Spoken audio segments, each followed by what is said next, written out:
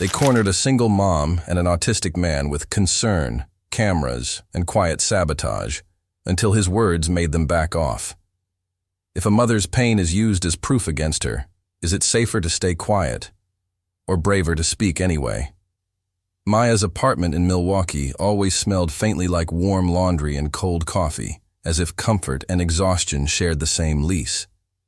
Dawn pressed a pale stripe through the blinds and landed on the kitchen table where envelopes waited in a crooked stack, their windows showing numbers that never felt like they belonged to her life. She stood barefoot on the vinyl floor, shoulders slightly rounded, reading a notice twice even though the meaning didn't change. The refrigerator hummed too loud, or maybe her nerves did, and she folded the paper carefully like she could make it smaller than the fear. In the next room, her son's backpack leaned against the wall with a cartoon patch peeling at the corner. A small sneaker lay on its side like it had given up.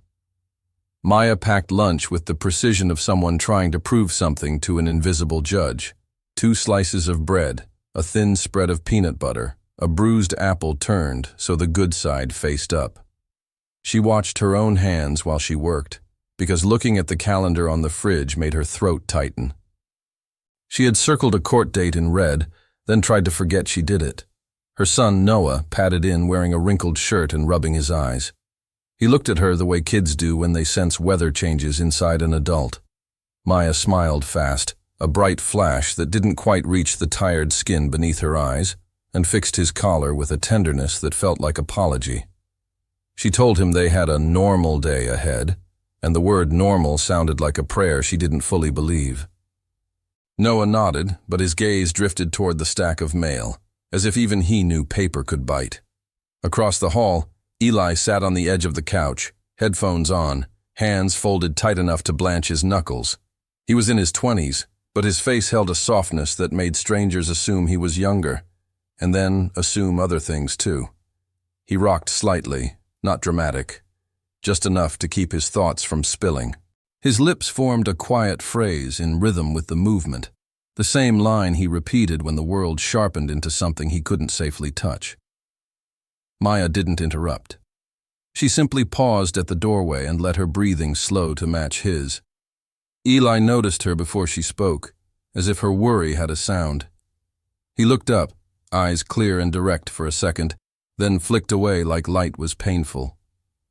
Maya told him they only needed one errand: pick up her paycheck from the small staffing office and cash it, then groceries, then home.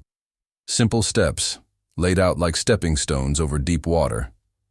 Eli nodded, but his fingers tapped twice against his thigh. 1, 2, his private way of asking whether simple would stay simple. Maya answered with another smile, thinner this time. Noah asked if she could come to the school meeting after work. Maya's chest tightened because she knew what that meeting was really about. Missed forms, an unpaid field trip, whispers that grew louder when a mother looked tired. She heard the unspoken sentence that haunted her lately. Maybe he'd be better somewhere else. And her brain tried to protect her by offering denial first. She told Noah she would try, and try sounded like a coin tossed into a dark well. Noah accepted it anyway, because kids learn early how to live on, maybe. Maya walked to the bathroom mirror and studied her own face like it belonged to someone she needed to manage. She practiced a calm expression, the kind that kept people from asking questions that could turn into reports. She pulled her hair back tighter than it needed to be, as if neatness could act as evidence.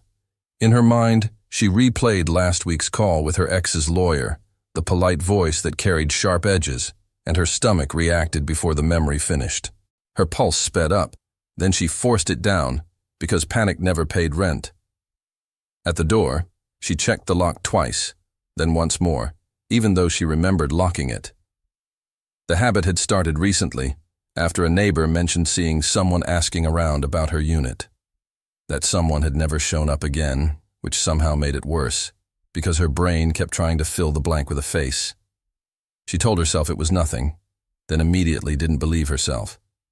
Eli watched her hand on the deadbolt and went still, absorbing her tension like a sponge absorbs spilled water.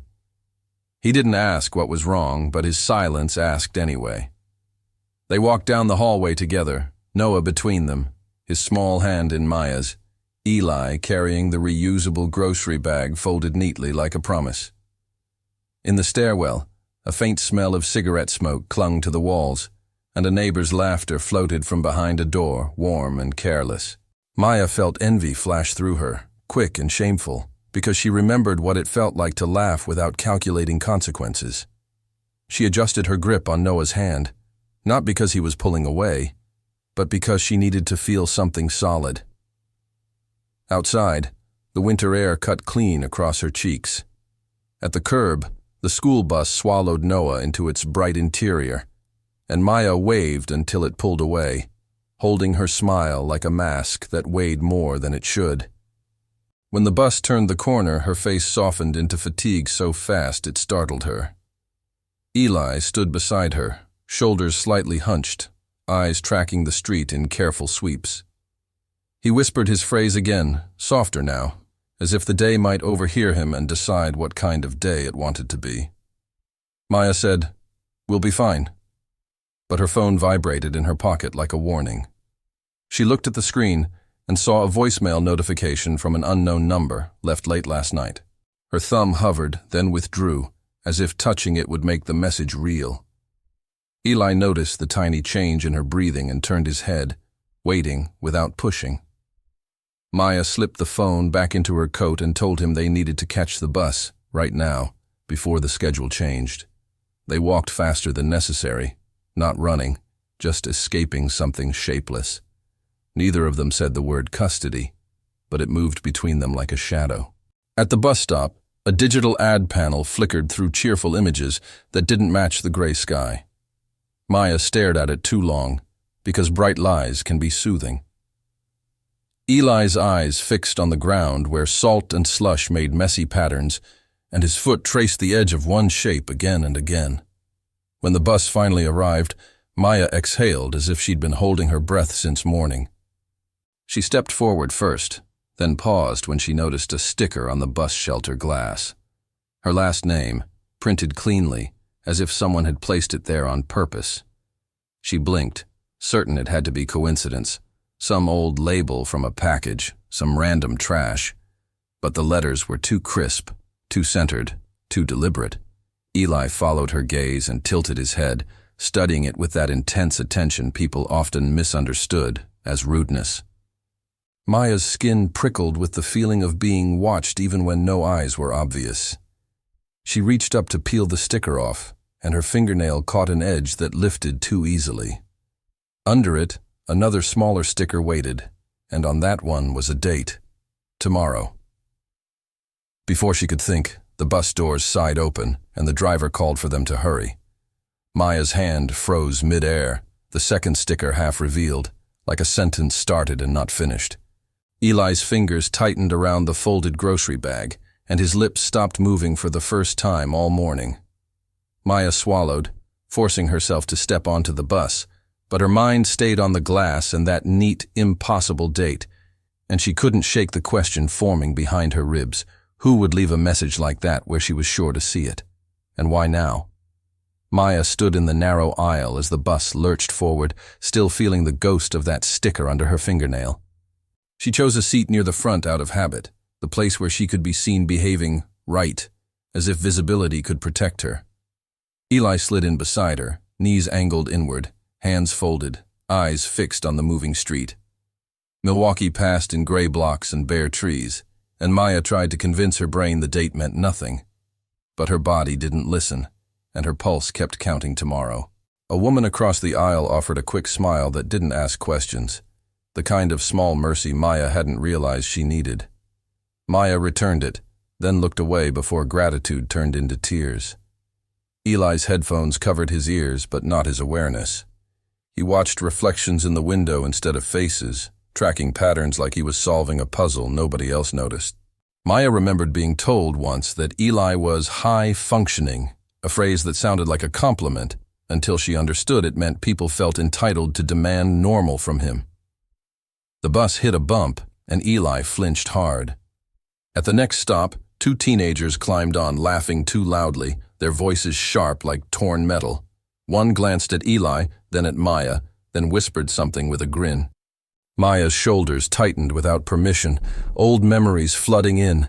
Cafeteria snickers, teachers pretending not to hear, strangers who believed cruelty was free speech. She wanted to shrink, but she also wanted to stand up and correct the world. That split second of moral tug-of-war played across her face, and she chose the choice she always chose: protect the day by swallowing the fight. The laughter followed them like a bad smell. Eli's rocking sped up, small but faster, and Maya touched his sleeve gently, a signal she had learned through trial and apology. He looked at her hand like it was a lighthouse, then forced his breath into a steadier rhythm. Maya felt the familiar guilt of needing him to stay composed so others wouldn't punish them for it. She hated herself for that thought, then hated the world for putting it in her head. Somewhere behind her ribs, anger sparked, quiet, contained, dangerous in its patience. She stared at the floor and wondered how long a person could be cornered by ordinary days. The staffing office sat between a pawn shop and a payday lender, a neighborhood built for people who didn't have options. Maya pushed open the glass door and felt warm air hit her face, thick with cheap perfume and printer toner. A television in the corner played a morning show with smiling hosts discussing financial wellness, and Maya almost laughed at the cruelty of the phrase. She walked to the counter and gave her name, careful and polite, like politeness could keep the system from punishing her. Eli stood slightly behind her, close enough to anchor her, far enough not to draw extra attention. The clerk frowned at the screen and asked Maya to repeat her last name. Maya did, and the clerk's eyes flicked up for a fraction too long. Something shifted in the room, subtle as a temperature change. The clerk typed again, then said there was a hold and they couldn't release the check today. Maya felt heat rise into her face, not just worry, humiliation, the kind that makes you feel watched even when nobody is looking. She asked why, keeping her voice soft, and the clerk offered a rehearsed answer about verification. The word sounded clean. The impact wasn't. Maya tried to explain that she needed the money today, that her son's school meeting was coming, that late fees stacked like bricks. The clerk nodded with the dead-eyed empathy of someone trained to absorb desperation without changing anything. Eli's gaze fixed on the clerk's name tag, then on the hands, then on the camera bubble in the corner of the ceiling. He seemed to be mapping the room in silence, and Maya wondered what his mind was collecting. The clerk slid a printed form across the counter and tapped a line with a manicured finger, as if the paper was the final judge. Maya read it and felt her stomach drop. The form wasn't just about the paycheck. It mentioned incident review, employee conduct, and a date that matched the stickers tomorrow. Maya's mouth went dry, and for a second she couldn't hear the TV anymore, only the blood in her ears. She had never even been written up at work. She arrived early, stayed late, smiled through headaches. She thought of her manager's recent compliments, too bright, too sudden, and realized how easily praise could be used as camouflage. She asked what incident they meant, and the clerk said, "You'd have to speak with corporate." Corporate, a word that always meant no face, no heart.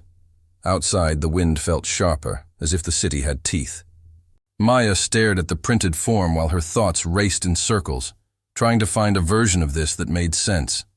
If she lost her job, she lost stability. If she lost stability, people with clipboards and polite voices would begin to evaluate her home.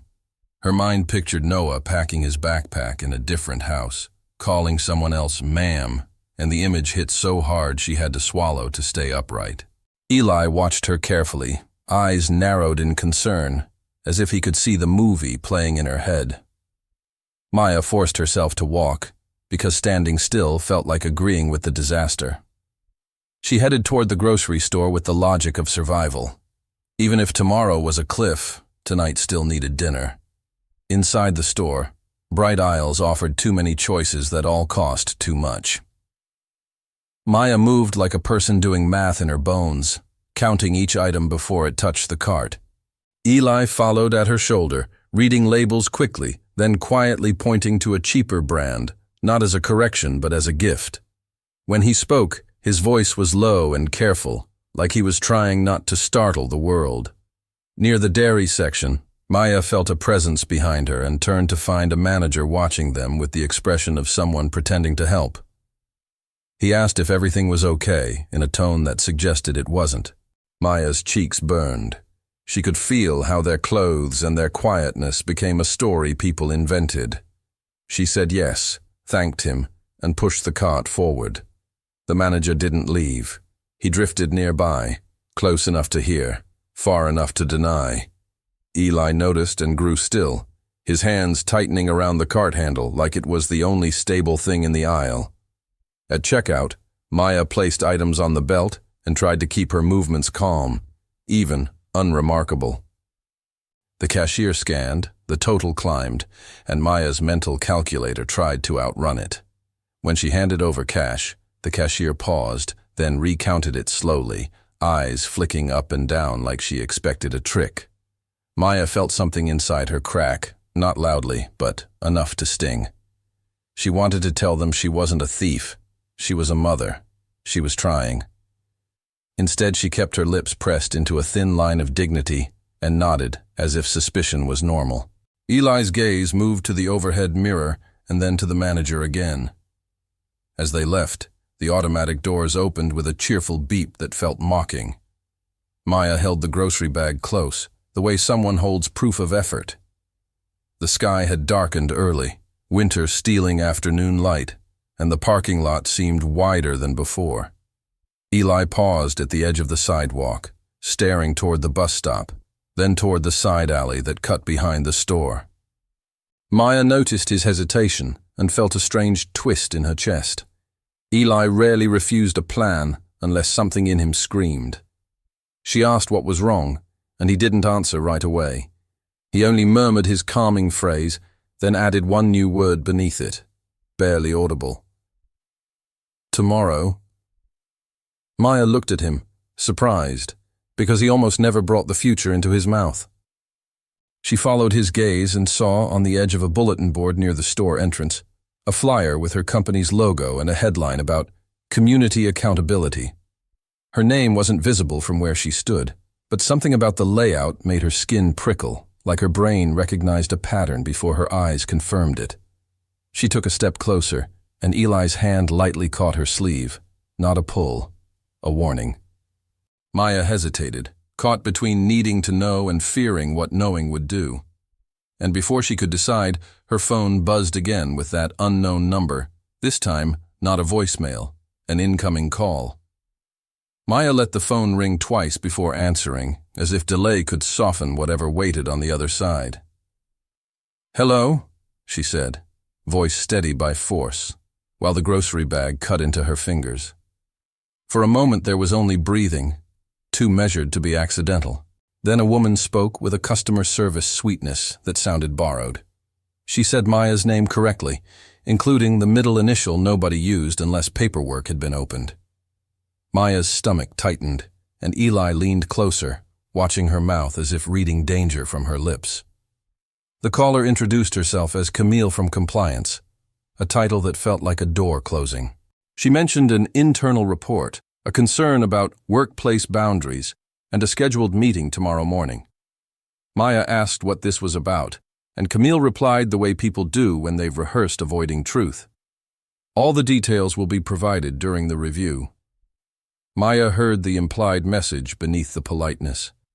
Do not argue, do not ask, do not make this messy. She pictured Noah's school file, the red-circled court date, and felt the trap tightening. Maya tried to keep the conversation normal, but her mind flashed to the flyer near the entrance. "Is this going public?" she asked, hating how small the word sounded. Camille didn't say yes. She didn't say no. She only said, "We hope you'll cooperate so we can resolve this quickly." Resolve. Quickly. Words that pretended to be kind while threatening speed. Eli's eyes narrowed, and he tilted his head slightly, the way he did when a pattern didn't match itself. Maya thanked Camille and ended the call before her voice betrayed her. For a second, the parking lot felt too open, like everyone could see her shame from far away. Maya's thoughts turned into a swarm. Who reported her? What did they claim? How could she defend herself without money, without time.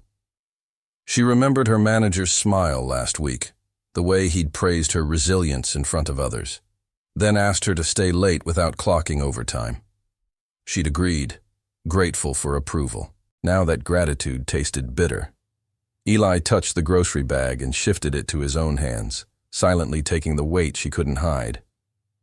Maya walked toward the bulletin board, ignoring the cold wind that made her eyes water.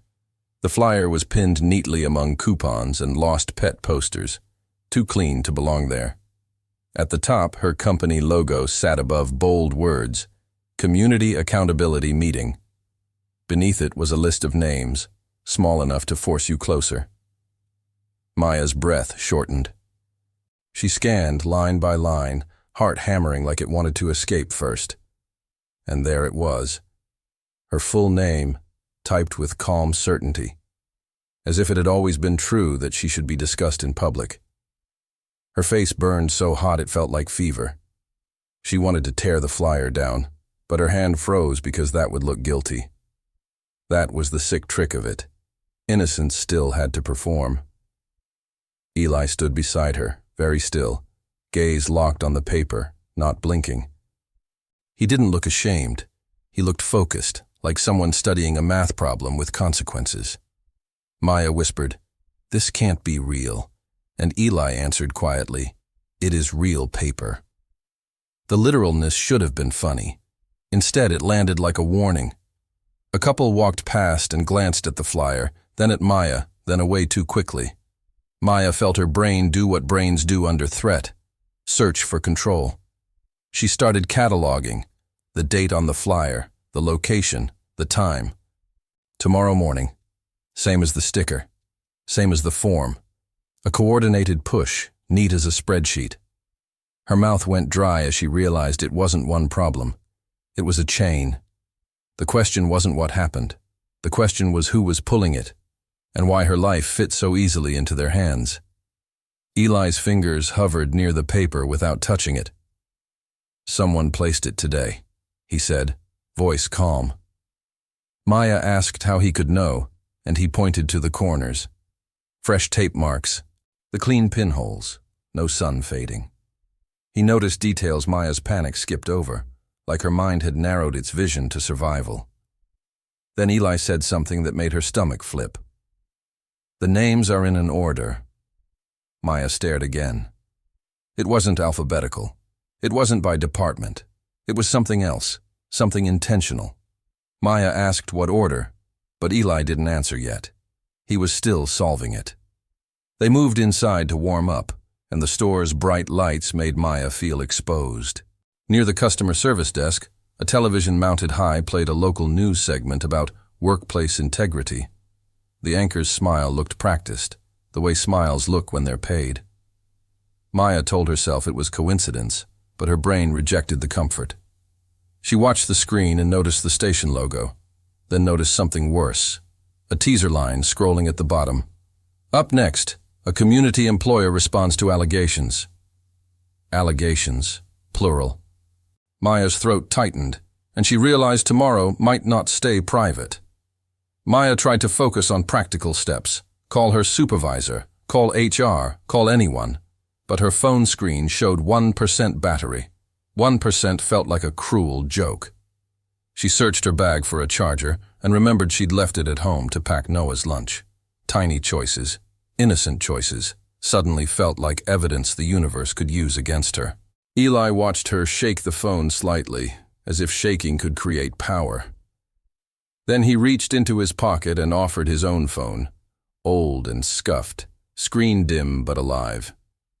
"Use mine," he said. Maya hesitated, because Eli's phone was his safe place, his schedules, his calming sounds, his notes that organized a world that overwhelmed him. Taking it felt like borrowing someone's spine, but he held it out without flinching, eyes steady, giving more than a device. She took it gently and dialed her manager, hands trembling. The call went straight to voicemail. She tried again. Same result. She tried the main office number from memory, and an automated voice told her to leave a message. The emptiness of that system voice felt like mockery. A clerk at customer service noticed Maya's distress and asked if she needed help. The clerk's tone was soft, human, a small lifeline. Maya almost told her everything, because sometimes strangers feel safer than people who know your history. But Maya stopped, remembering how quickly words could be written down, repeated, twisted. She shook her head and thanked the clerk anyway. The clerk slipped her a business card for a free legal aid clinic, as if she'd seen this story before. Maya's eyes stung. Kindness, unexpected, can hurt when you're starving for it. On the way out, Eli slowed near the bulletin board again. He stared at the list, then at Maya, then back at the list. "It's by risk," he said finally, as if naming a weather pattern. Maya didn't understand. Eli pointed to the names above hers and below hers, whispering observations. One was older, one younger, one with a disability note that might be visible in HR files, one who'd taken leave. Maya's skin crawled. It wasn't random. It was curated. Someone wasn't targeting bad employees. Someone was targeting vulnerable ones, the people least likely to fight back. Maya walked into the cold again with the grocery bag, and the flyer's words seared behind her eyes. She imagined Noah hearing classmates repeat something from a news clip. She imagined the court date judge hearing allegations and deciding she was unstable. Her brain started doing the terrible math of loss. Eli said, "They think you will be quiet." Maya stopped and looked at him, surprised by the certainty in his voice. He didn't sound angry. He sounded clear, like the fog had parted. And then he added, almost too softly, "But they don't know what you saved." Maya opened her mouth to ask what he meant, but a woman stepped out of a parked car nearby and called, "Maya," as if they were old friends. Maya turned, confused, because she didn't recognize her. The woman held up a folder and smiled with a practiced warmth that didn't reach her eyes. "I've been looking for you," she said, voice bright as a blade wrapped in velvet. Maya's stomach dropped as she noticed the logo on the folder, Child and Family Services. Eli's hand tightened around the grocery bag, and the wind carried the woman's next words before she even finished them. "This won't take long if you just cooperate." The woman's smile stayed fixed, as if it had been practiced in a mirror until it could survive rejection. She introduced herself as Dana and held the folder against her coat like it was a harmless clipboard instead of a weapon made of paper. Maya felt her own face rearrange into polite calm, the expression she used when danger wore a friendly voice. Dana said there had been a concern, nothing urgent, just a quick check-in. The words were soft, but Maya's body heard the subtext. Someone had opened a door that didn't close easily. Maya asked what concern, and Dana answered with a careful vagueness that made the world feel slippery. "We received information about instability," she said, as if instability was a stain that floated through the air. She mentioned missed school communications, financial stress, and support needs in the home. Maya's throat tightened because each phrase sounded like it came from someone who had watched her life from a distance and decided they understood it. Eli stood beside her, very still, eyes on Dana's mouth, following each word like a line of code.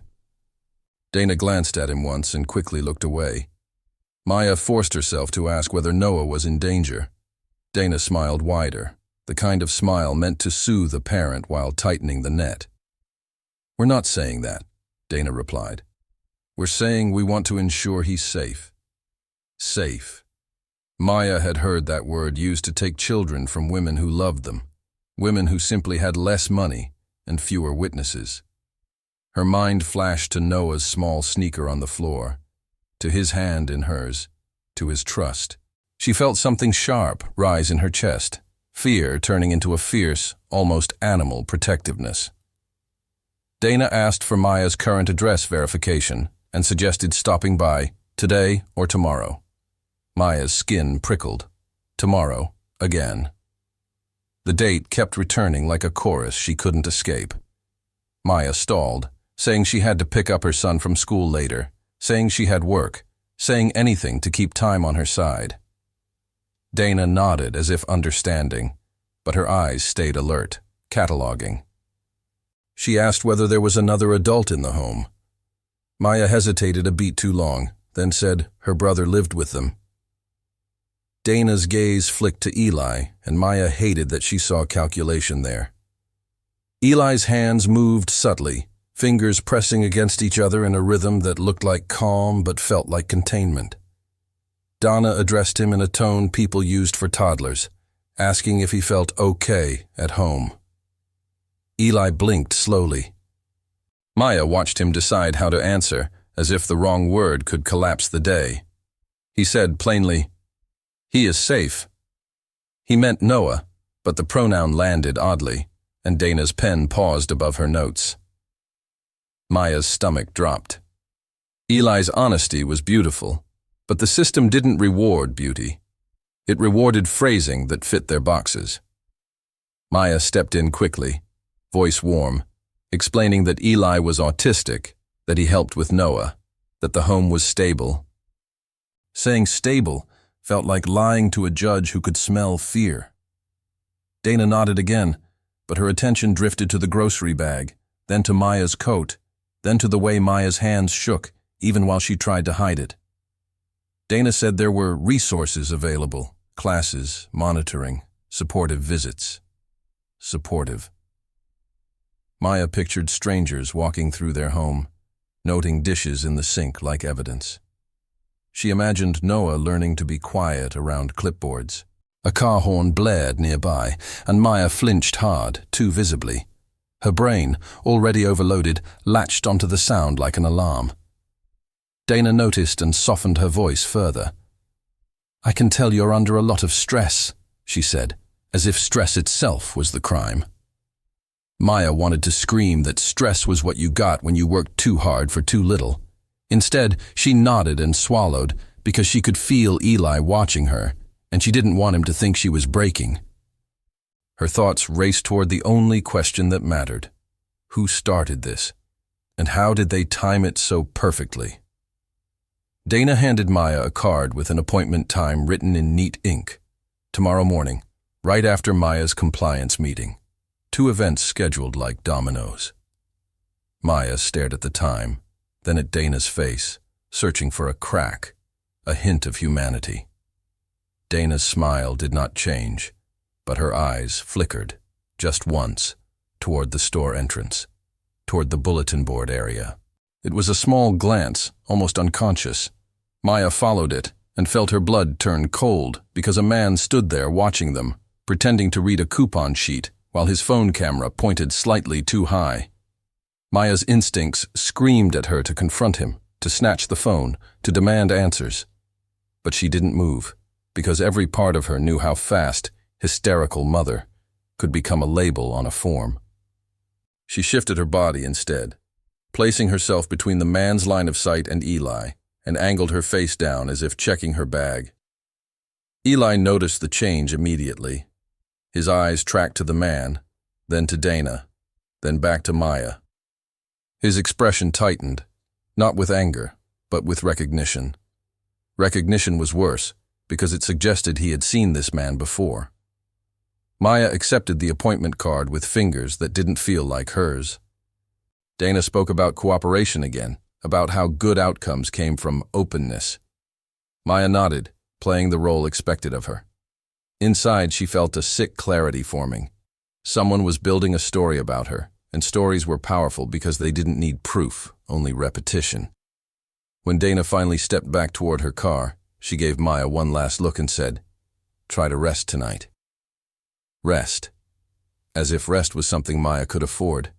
As if fear allowed sleep. Dana drove away, leaving exhaust and silence. Maya stood frozen for a beat, then realized Eli had stepped slightly in front of her, shoulders squared in a way he rarely used. He stared at the store entrance until the man with the phone drifted inside. Maya whispered, "Do you know him?" Eli didn't answer immediately. He swallowed, eyes still fixed ahead, then said, "He was on the bus before. He watched. He counted stops." Maya's heart pounded. Counted stops meant tracking. Tracking meant intention. She looked toward the bus schedule sign and felt suddenly exposed in the open air. They decided to walk home instead of taking the bus, even though it would take longer and the grocery bag was heavy. Maya chose side streets, avoiding crowds, not because she feared violence, but because she feared witnesses who could be edited into a narrative against her. The city felt different now, like it had become a room with hidden microphones. Eli walked close, scanning reflections in windows, noticing cars that slowed, people who lingered. Maya tried to tell herself she was spiraling, that her brain was inventing patterns to survive. But then she saw it. A small sticker on a lamppost ahead, white and crisp, with her last name printed again. Maya stopped so abruptly, Eli almost bumped into her. The sticker looked identical to the one at the bus shelter. Same font, same clean cut, like it came from a label maker someone used with steady hands.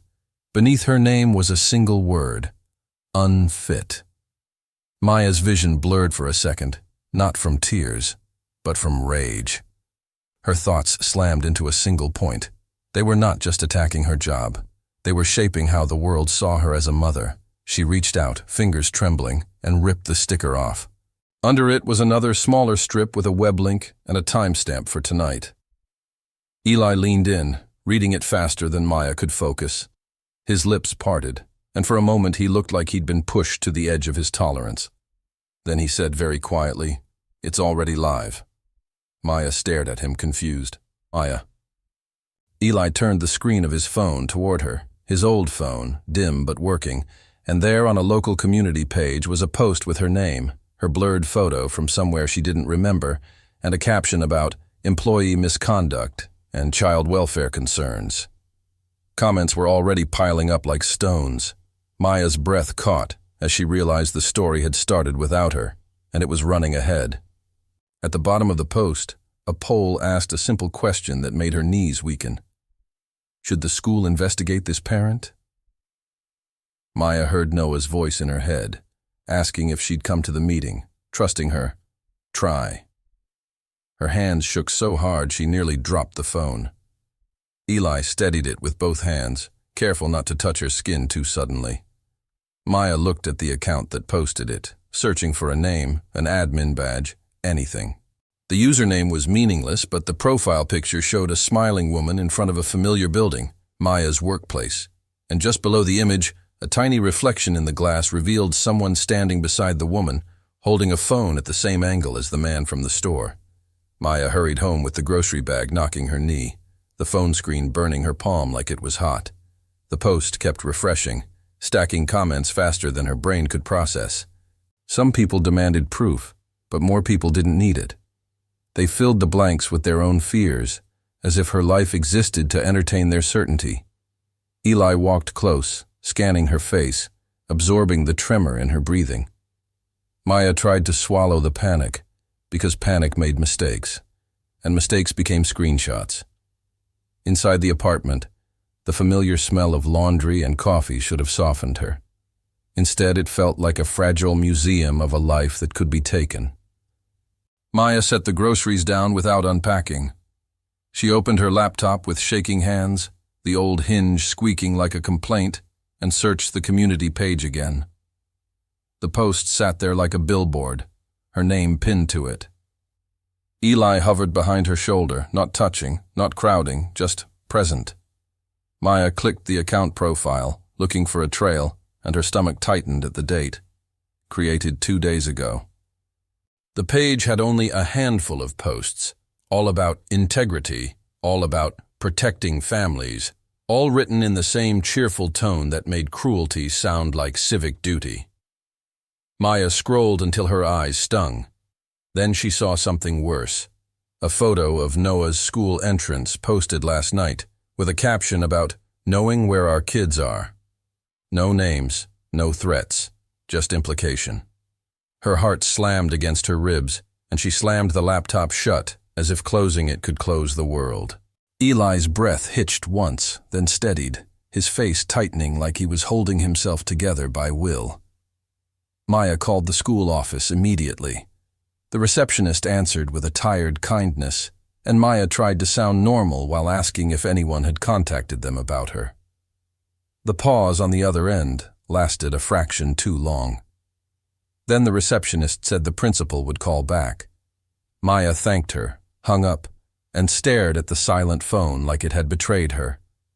She could feel the neuroscience of it in her body. Fight, flight, freeze, all arguing at once, her attention narrowing to threats, her mind grabbing patterns like lifelines. She needed one thing the panic couldn't offer, a plan. She called her manager again. Voicemail. She called HR.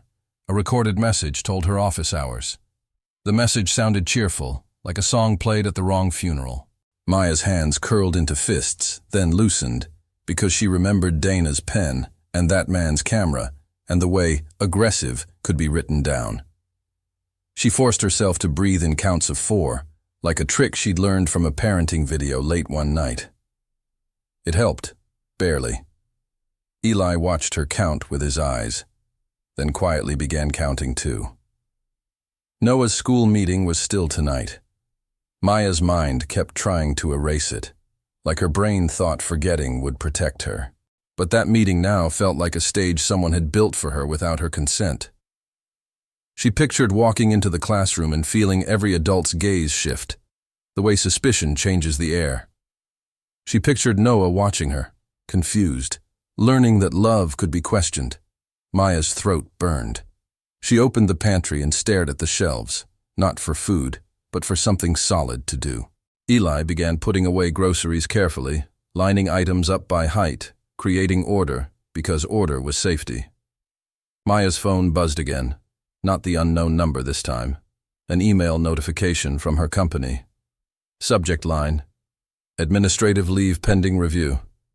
The words were clean and bloodless. She opened it and felt her vision blur. It said she was to refrain from contacting coworkers and not to discuss the matter publicly. Publicly. As if the public wasn't already chewing her name. She read it twice, then a third time, because disbelief is a form of delay. Eli leaned in and read over her shoulder, eyes moving fast, then stopping on one sentence like it hurt. Maya wanted to scream, but her brain gave her a colder thought. If she broke, they'd call it proof. She sat at the table and pressed her palms flat, grounding herself in the cheap wood. The court date on the fridge flashed in her mind again, and she imagined the other side arriving with printouts of posts and comments.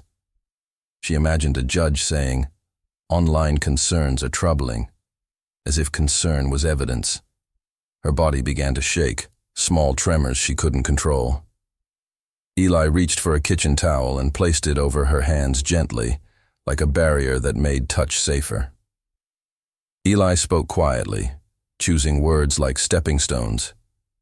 "The post has patterns," he said. Maya looked up, irritation and hope colliding. Patterns were Eli's language, but Maya didn't know if she could handle another puzzle. Eli pointed to the phrasing, the times, the way each post went up just before shift changes. "It's someone inside," he said. Maya swallowed. Inside meant access to her file, her schedule, her middle initial. Inside meant this wasn't gossip, it was engineered. Maya asked who, and Eli hesitated, eyes flicking away as if the name tasted sharp. Maya remembered the day a coworker complained about Maya getting too many accommodations for Noah's school schedule. The woman had smiled while saying it, sweetly resentful. Maya had laughed it off then, because conflict costs energy. Now she saw how resentment could become a project. She opened the community page again, scanning the comment section for familiar voices. There it was, a profile with a flower photo, a name she recognized from work, commenting. "I've seen things firsthand." Maya's chest tightened. The lie wasn't even creative. It was confident, and confidence convinces. A knock hit the door. Maya froze. Eli stopped moving mid-step, eyes wide, listening. The knock came again, then a voice called her name, too loud for a hallway. Maya's mind sprinted through possibilities. Dana, police, a neighbor with news. She forced herself to look through the peephole. A woman stood there holding a small package and wearing a bright delivery vest, But something about her posture felt wrong, like she was performing a role. Maya didn't open the door. She asked what she wanted. The woman said, "Just need a signature, ma'am." Maya's skin prickled at the word ma'am, too formal, too scripted. Maya asked who sent it. The woman hesitated, then said a company name Maya didn't recognize. Eli stepped closer and whispered, "Don't." Maya's hand hovered near the chain lock anyway, because refusing could look suspicious if someone wanted a narrative. She hated that her mind thought like that now. She cracked the door with the chain on, keeping her face calm. The woman slid a clipboard forward. Maya glanced at the form and felt her stomach drop again. It wasn't delivery paperwork. The header read, "Notice of investigation. Family safety." Maya's mouth went dry. The woman's smile stayed bright, but her eyes were flat. "It's routine," she said, too quickly. Maya's fingers trembled on the door edge, and she could feel Eli's presence behind her like a steady wall. Maya didn't sign. She asked for identification. The woman's expression flickered, annoyance, then recovery, and she reached for her pocket. But before she could pull anything out, Eli spoke from behind Maya, voice calm and clear. "That form is not standard," he said. The woman's smile tightened, and Maya realized Eli wasn't guessing. He knew. The woman's eyes darted to Eli, then to the hallway, as if checking for witnesses. She muttered that she'd come back and walked away too fast for someone doing routine work.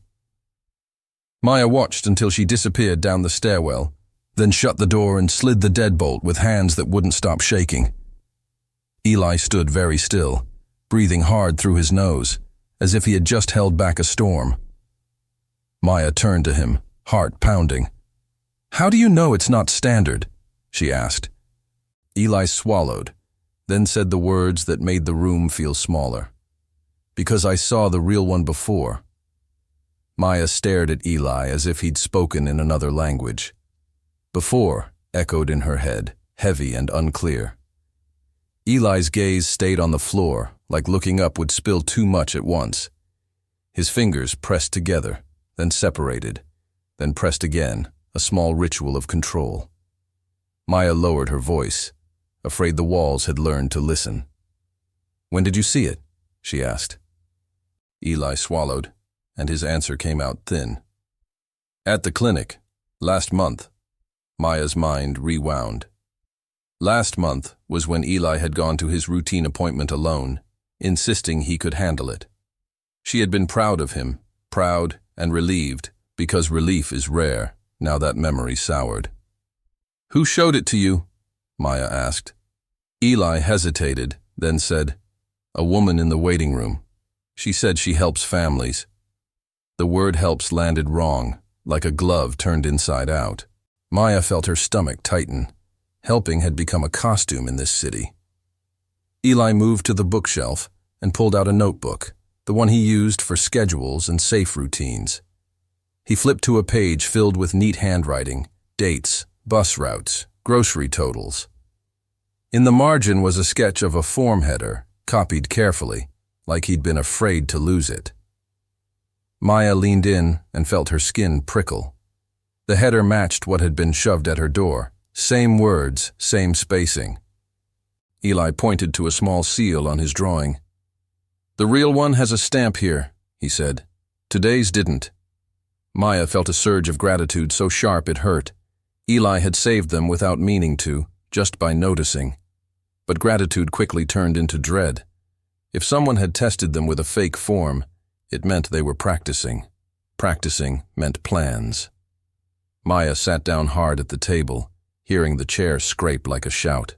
She tried to speak, but her mouth couldn't decide between questions and prayer. Eli sat across from her, posture rigid, waiting. Maya asked why he never told her about the woman. Eli's eyes flicked up, then away. "She said it would scare you," he answered. His honesty was quiet, almost tender, like he thought protecting Maya meant withholding pain. Maya felt tears sting. Not from weakness, but from the unfairness of it. Her brother carrying warning signs alone. She reached across the table slowly, giving him time, and rested her fingertips near his hand without touching. "You can tell me," she said. Eli nodded once, too small. He described the woman, mid-30s, blonde hair, smiling voice. She talked about parents under pressure and mentioned Noah's school by name. Maya's chest tightened.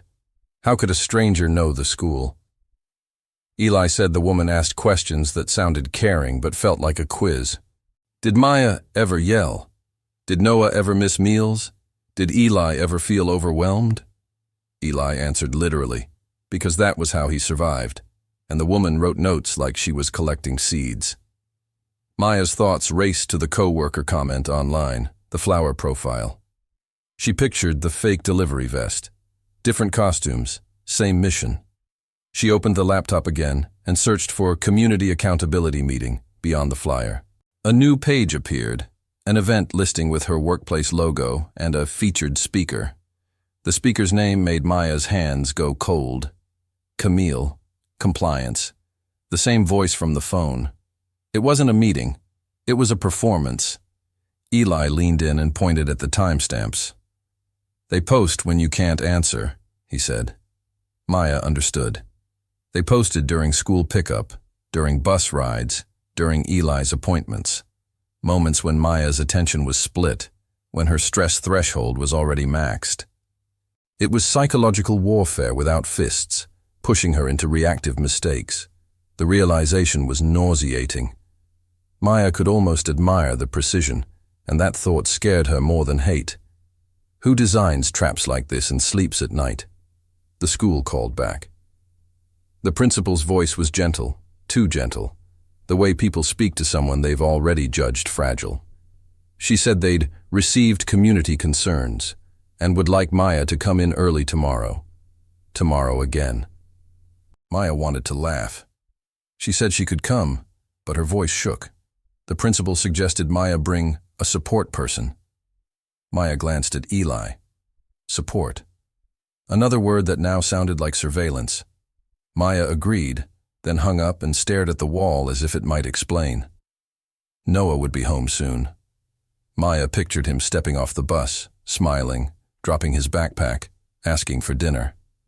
She needed him to have one normal evening before tomorrow tried to steal normal forever. She started cooking, movements quick, almost frantic. Eli set the table with careful symmetry, lining up utensils like he could align the universe. The apartment filled with the smell of tomato sauce, warm and familiar. For a moment it felt like a shield. Then Maya's phone buzzed with a new notification. Her name was trending on a local tag. Maya opened it and regretted it instantly. Someone had uploaded a short clip, grainy footage of her outside the staffing office, taken from across the street. The caption read, "Watch her lie." Lie about what? She hadn't even spoken. Comments dissected her face, her posture, her tiredness, turning exhaustion into guilt. Maya felt her vision narrow.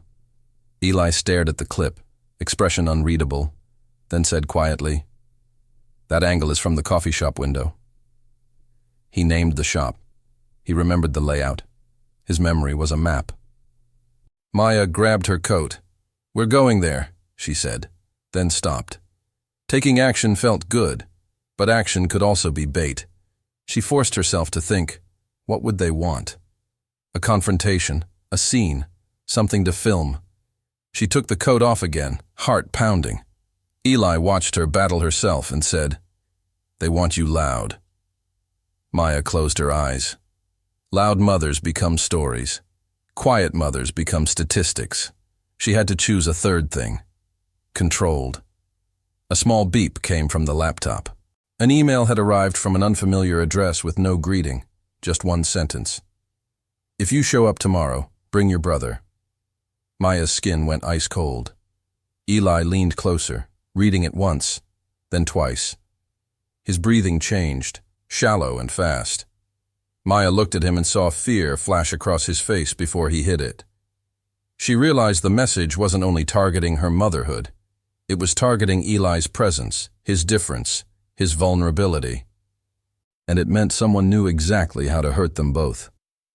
Maya didn't reply to the email.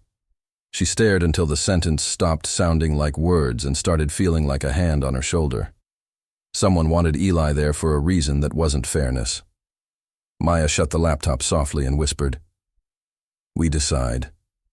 Not them." Eli stayed still, eyes fixed on the dark screen, as if it might light up again on its own. Noah came home wearing a paper crown, smiling like the world was simple. He talked about spelling and snack trades, and Maya answered with a careful warmth she had to build from scratch. Eli ate quietly, but his eyes kept drifting to Noah, studying him the way people study sunsets when they fear night. Maya noticed and felt a sting of guilt she couldn't explain. Homework spread across the table. Noah wrote slowly, tongue out, proud of each word. A car door slammed outside and Maya flinched. Noah looked up. "Mom, are you mad?" he asked. The question pierced her. She forced a smile. Just tired. But his eyes stayed on her, too watchful for his age, like he was learning danger in silence. At bedtime, Noah asked if she'd come to school tomorrow. Maya paused, then chose truth without panic. "Yes, Uncle Eli too." Noah's smile faded into a careful look. "Is Uncle Eli in trouble?" Maya brushed his hair back and said no, that adults have meetings like kids have quizzes.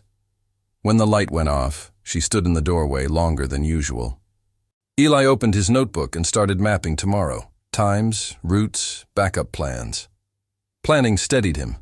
Maya watched, grateful and scared. She sat beside him and asked what he was doing. Eli answered, "Reducing surprises."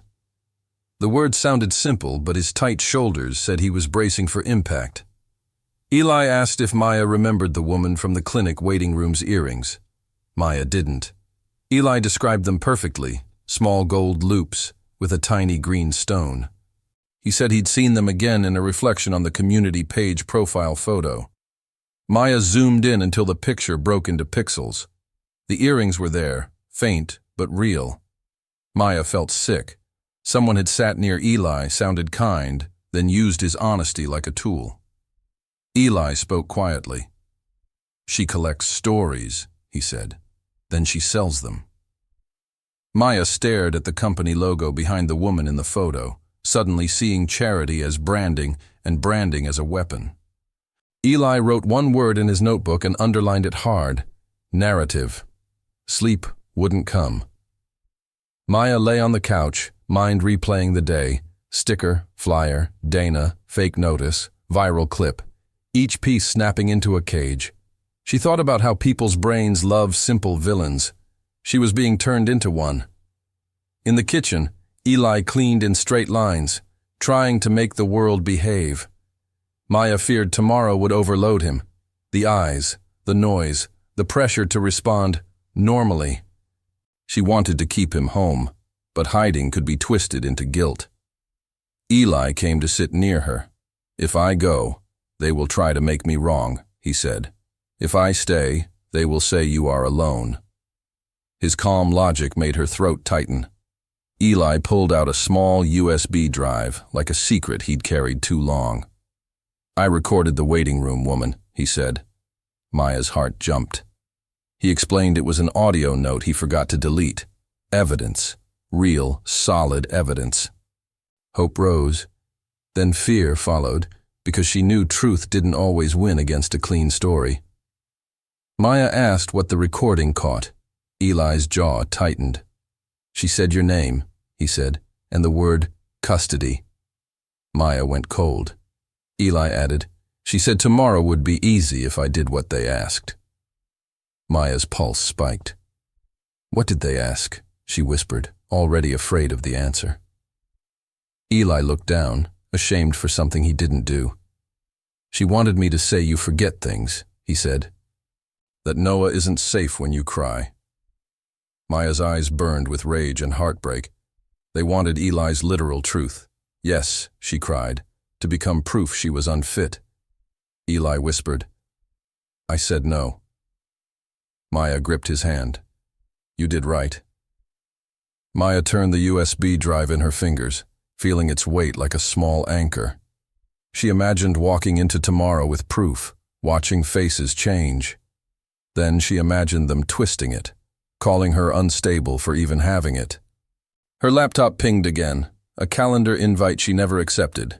Community accountability, livestream link attached. The word livestream made her stomach drop. Camille's voice stayed warm, almost maternal, as if she were hosting a support group instead of a judgment. She slid a printed packet toward Maya, pages of reports, timestamps, and community feedback. Maya recognized her own face in grainy screenshots, cropped to look evasive. The corporate man beside Camille watched Eli with quiet intensity, like Eli was the variable they needed to control. Maya kept her hands folded, nails pressing into her skin under the table, using pain to keep her voice steady. She refused to give them the shaky tone they wanted. Camille said the company had concerns about public perception and workplace trust. She never said the word fired, but she circled it like a shark circling a boat. Maya asked who started the allegations. Camille smiled and replied, "We're not here to investigate individuals. We're here to address impact." Impact meant they could punish her without proving anything. Maya felt the trap tighten.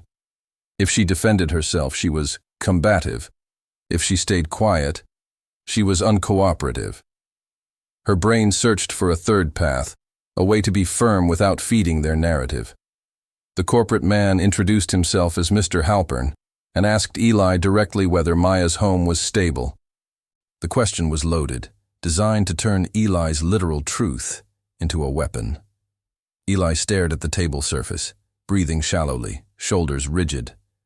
Maya wanted to answer for him, but she knew interrupting would be used as proof she was controlling.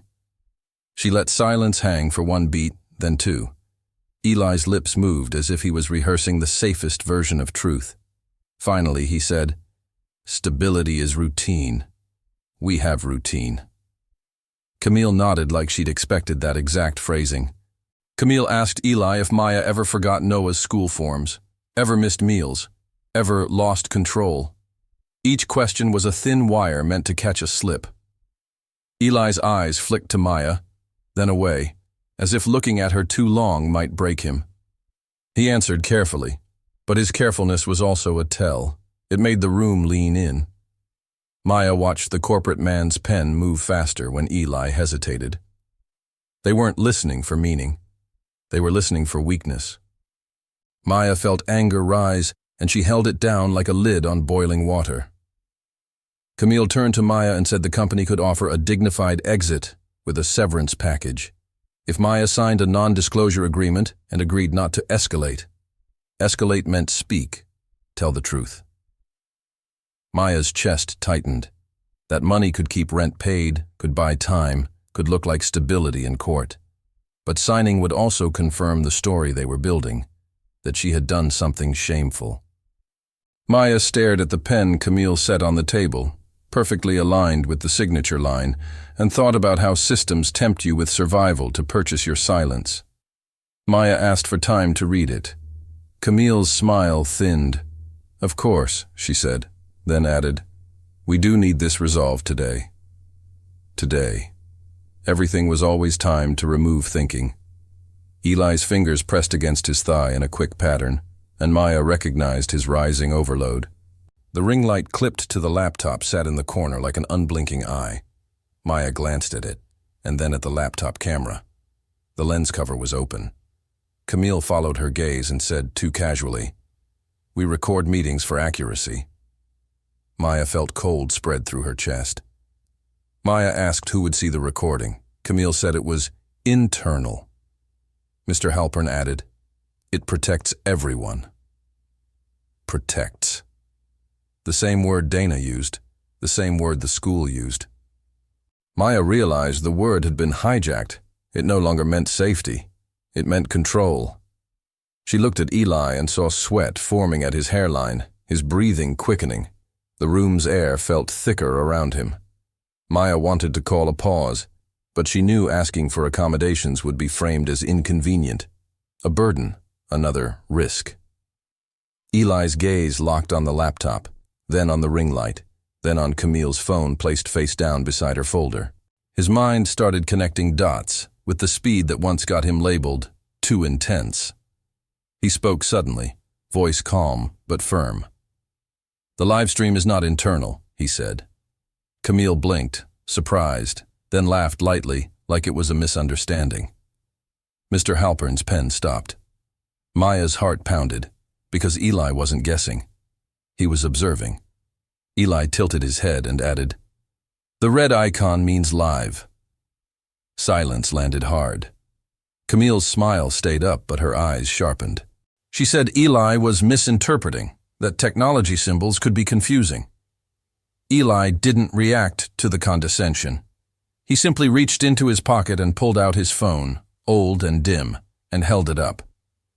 On his screen, the company's community page showed a live video scheduled to start, countdown ticking. Title, Accountability in Action. No name yet, but the description mentioned an employee case. Maya felt her stomach drop. They weren't recording for accuracy. They were staging her downfall. Maya's hands trembled, but she kept her voice low. "You're going to broadcast this?" she asked.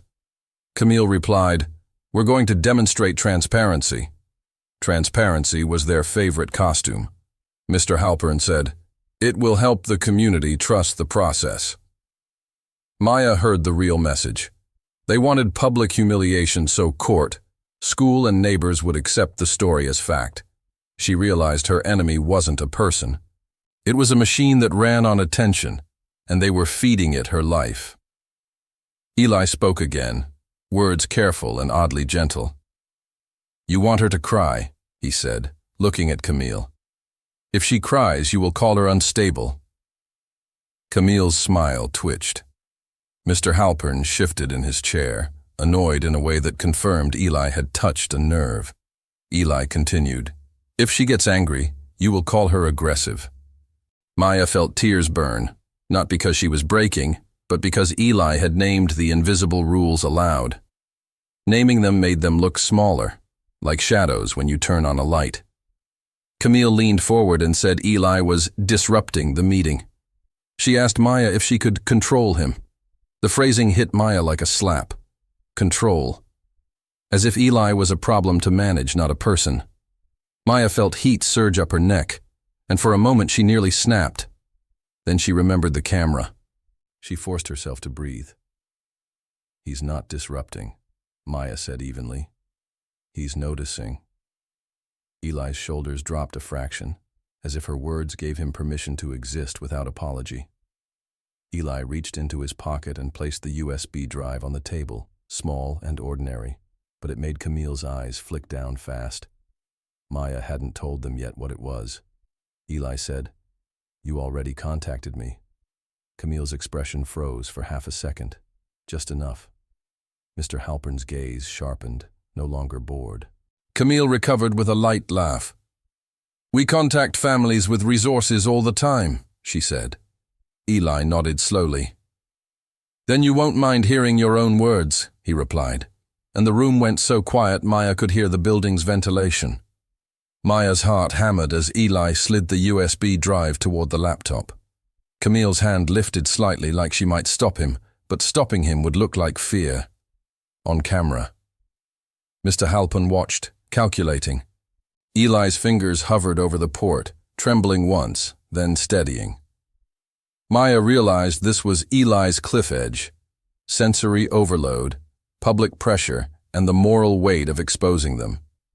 He breathed in, then out, and plugged it in. The laptop made a soft chime. A new file appeared on screen with a name Eli had typed weeks ago, waiting room, and beneath it, another file Maya had never seen before, labeled only with a date, tomorrow's date. The room held its breath around that second file, as if a future had just been dragged into the present. Maya stared at the date on the screen. Tomorrow, feeling the same cold recognition she'd felt at the bus shelter sticker. Camille's smile didn't fall, but it stiffened, like glue drying. Mr. Halpern leaned closer, eyes narrowing, and for the first time he looked less like a professional, and more like a man caught mid-act. Eli's hand stayed near the trackpad, not touching yet, waiting for Maya's permission without asking for it. Maya's mouth went dry. "What is that?" she asked, pointing to the file labeled with tomorrow's date. Eli didn't answer right away. His eyes fixed on the file name, then flicked to Camille, then back, as if he were comparing two versions of reality. "It downloaded," he said finally, voice low. "From her phone in the waiting room. It synced to mine." Maya's pulse spiked. Camille's phone sat face down, perfectly still, but Maya suddenly imagined it as a living thing, an animal that had been feeding. Camille's voice came out lightly. "That's not possible." Eli simply looked at her, unblinking. Eli clicked, "Waiting room." Audio filled the conference room, tinny but clear, like truth forced through a small speaker. The blonde woman's voice flowed out, friendly, careful, practiced. She said Maya's full name and mentioned custody leverage, like it was a strategy memo, not a family's life. She talked about getting the brother to confirm instability, and then she laughed softly, the laugh of someone enjoying efficiency. Maya felt her stomach twist. This wasn't rumor. It was planning. Camille's face went pale around the edges, the smile now a thin line she couldn't fully control. "Mr." Halpern reached toward the laptop, as if to stop the audio, then paused, remembering the camera. Stopping evidence on record would look like guilt, and he knew it. Camille tried to reclaim the room with a calm tone. "This is highly inappropriate," she said. Maya heard the panic beneath the polish. Camille wasn't denying it now. She was reframing it as a boundary violation. Eli didn't react. He paused the audio at a point where the woman said, "Tomorrow we make it clean." The word clean rang like a bell. Maya's hands were shaking, but her voice stayed quiet. "You were going to do this to me," she said, not as a question. Camille replied with that same sweet customer service cadence. "We're trying to protect the company and the community." Maya stared at her, realizing Camille believed that sentence could erase anything. Mr. Halpern cleared his throat and suggested they take a break. A break meant time to regroup, to call lawyers, to turn the machine. Maya said no. She kept her eyes on the laptop. "Play the other file," she whispered to Eli. Eli hovered the cursor over the file labeled tomorrow. His fingers trembled once, then steadied, as if his whole body was choosing courage over comfort. He clicked. A video opened, low resolution, a test recording. The angle was from a phone camera propped on a coffee cup, pointed at a table in a public place. Camille sat there with the blonde woman and a third person Maya recognized with a shock, her manager. His familiar grin was gone. His face looked flat, focused, like a man discussing inventory. Maya's chest tightened so hard she could barely breathe. In the video, her manager said her name like it was an expense. He talked about phasing her out, about reputation management, about how single moms are unpredictable when they're stressed. The words hit Maya like slaps. She had stayed late for him, covered shifts, smiled through headaches. On screen, he didn't see her as a person, only a risk. Camille nodded and said, "We'll position it as concern." The blonde woman added, "The school will follow once it's online." Maya felt heat surge behind her eyes, but she didn't cry. Not yet. Mr. Halpern's jaw clenched. "Turn that off," he murmured, forgetting the camera for a second. Camille snapped back into performance. "We don't know the authenticity," she said quickly. "This could be edited." Eli didn't argue. He simply clicked on file details and scrolled, timestamps, device IDs, transfer logs. He didn't speak in technical terms. He pointed at the dates and the matching times, the way a child points at matching puzzle pieces. "Same day," he said. "Same voice, same plan." Maya watched Camille's eyes flick to the door, already calculating exits. Maya leaned forward and did something she'd avoided for years. She let anger exist without turning it into noise. "You use the word custody," she said softly. That means you knew my fear. That means you aimed at my son. Camille's smile cracked. For the first time, she looked annoyed, not concerned. We can't control what people feel, Camille replied. Maya almost laughed at the audacity. Mr. Halpern straightened his tie, trying to restore authority. This meeting is concluded, he said. Authority was the last card he had left. Eli spoke then, voice steady, eyes level. If you end it, the live stream continues, he said. Camille froze. Mr. Halpern frowned. Eli turned his phone screen toward them. The community page was live now, waiting room music playing, viewers gathering. The title had updated, Live, Employee Accountability Case. The thumbnail was a blurred image of Maya walking into the building, taken from outside. Maya felt sick. They had been ready to broadcast her face as a warning to others. Eli's thumb hovered over a button labeled Report Stream. He looked at Maya, waiting. Maya understood the moral dilemma in that tiny pause. Reporting the stream might stop humiliation, but it might also delete evidence of their intent. Letting it run might expose her, but it might expose them too. She felt her brain do fast, desperate math. Noah's safety, Eli's overload, her own reputation, the court date, the school. She realized there was no perfect move, only a move she could live with. Maya swallowed and said, "Save everything." Eli nodded, relief flashing across his face like light. He began screen recording, careful, methodical, as if truth needed to be archived before it could be argued. Camille's phone buzzed again and she glanced at it despite herself. Maya saw the screen reflection in the glossy table. A group chat lighting up with messages like, "Go live now," and "She has files." Panic spread through their side of the table like spilled ink. Mr. Halpern stood abruptly, chair scraping. "This is confidential," he said. "You're exposing proprietary information." Maya looked up at him. "You exposed my child," she replied, voice still quiet. The quiet made it sharper. Mr. Halpern's face flushed, and he reached for the laptop as if to shut it. Eli moved faster than Maya expected, no aggression, just decisive. He slid the laptop slightly out of reach, then placed his hand flat on the table, a small boundary drawn in skin and bone. "Don't," he said. One syllable, calm, absolute. Mr. Halpern stopped, surprised by the firmness. Camille tried a new tactic, empathy. She leaned toward Eli and softened her voice. "This is overwhelming, honey," she said, using the wrong intimacy. Eli didn't flinch.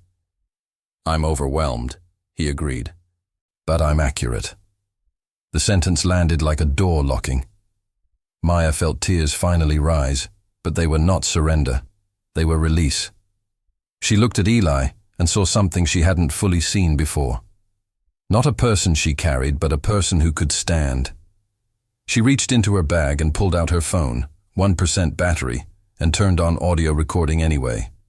She spoke clearly, naming the date, the time, the people in the room, anchoring the moment in reality. Camille's eyes widened. She realized Maya had stopped playing defense. She had started documenting. And documentation is how you break a story that was written to swallow you. A notification popped up on Eli's phone. The live stream chat had exploded, viewers posting the words fake and setup, but also show proof. The crowd was hungry, not for justice, but for spectacle. Maya felt the danger shift. If she released too much, strangers would dissect Eli's autism, her parenting, Noah's life, turning everything into entertainment. She had to win without feeding them more than necessary. She looked at the paused video file and made a choice that felt like stepping into fire. "We take this to legal aid," she said, "and we take it to the school." Camille's smile returned, thin, relieved, until Maya added, "And we request an emergency hearing." Mr. Halpern's confidence faltered. "You don't have resources," he said, voice slipping. Maya met his eyes. "I have records," she answered. Eli added softly, and patterns. The phrase sounded almost gentle, but it carried weight. Camille's phone buzzed again, this time a call. She answered without looking away from Maya, and her voice turned urgent. "Yes, she has it," Camille whispered, then stopped mid-sentence when Maya's phone, still recording, caught every word. Camille's eyes widened in sudden, real fear.